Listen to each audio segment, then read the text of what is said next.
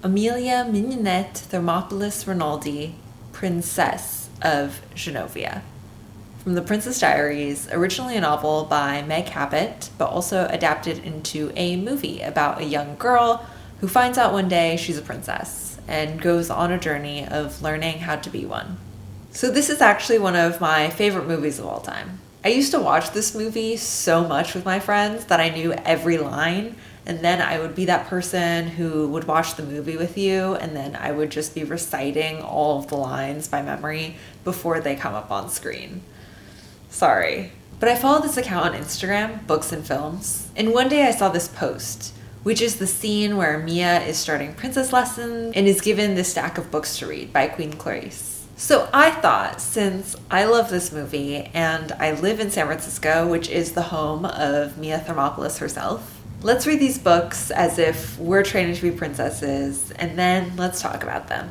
I will say, though, I never really saw myself as a Mia when I would watch the movie. I always saw myself as more of a Lily. But anyway, let's get to reading. Okay, so it's been a few days. The books have been read, so let's talk about them. So first up is Pride and Prejudice by Jane Austen. A classic! I actually read this one towards the end of last year when I was trying to get over my fear of classics, so I didn't reread it this time, but let's talk about it. So Pride and Prejudice is a beloved book about the Bennets, specifically Jane and Elizabeth, the two older Bennets, and their relationships with these newcomers in town, the Bingleys, and the ever-famous Mr. Darcy. There's Elizabeth, who is honestly such a lovable character. She's someone with a really strong sense of self and her own values, and isn't afraid to speak up. And she's incredibly smart, but her own intelligence causes her to quickly jump to conclusions, making sometimes incorrect assessments about people.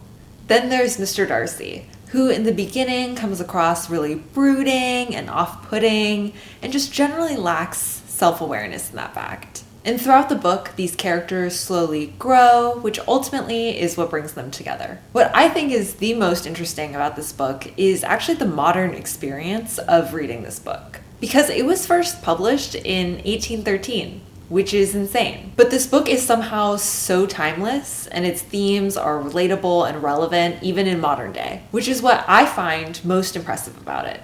It's honestly just so heartwarming and sweet, and by the end, you just can't help but fall in love with Mr. Darcy and really root for him and Elizabeth.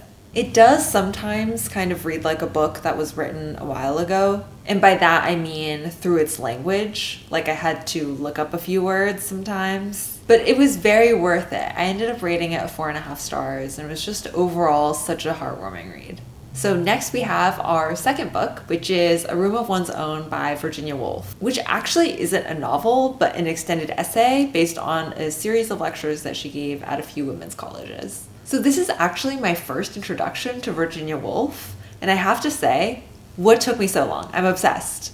I think you'd typically look at this and think, an essay? And I kind of did too, but it actually totally reads like a novel. It has a narrator and a story, and she actually uses that story to communicate her thoughts on women in fiction, where ultimately that women need some money and a room of her own, two things that women for a long time didn't have, to create. She starts off by describing the closed systems of that day that don't really invite new voices. She talks about the campus that the narrator is on, which is built with gold and silver to teach these merchants and manufacturers, who then make money and then pour it back to teach more people like them. Later, she goes on this journey examining texts from which she forms her ideas and grows them. And the first texts she starts off with are texts about women written by men, which is the only way to learn about women from the past because there are none written by women. Later, she examines texts about women written by women and comes to the point that you need some money and a room to create.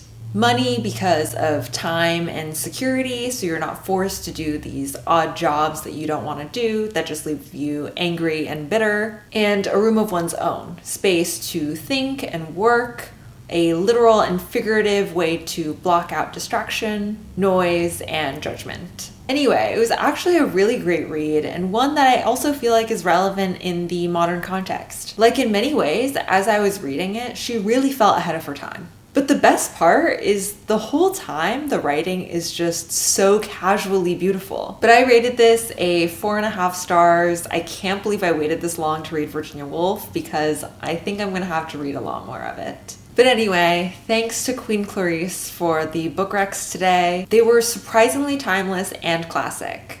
I could see why you would recommend them. I already knew going into this that I loved Pride and Prejudice more than I initially expected to because I already read it last year. But I have to say, A Room of One's Own really surprised me. But let me know what you thought of these books, and if you have any recommendations as to which Virginia Woolf book I should read next. I know Mrs. Dalloway is kind of the go-to, but I also hear it's kind of hard to read, so I'm a little scared off. But thanks for watching, or should I say, thank you for being here today. And I'll see you in the next one.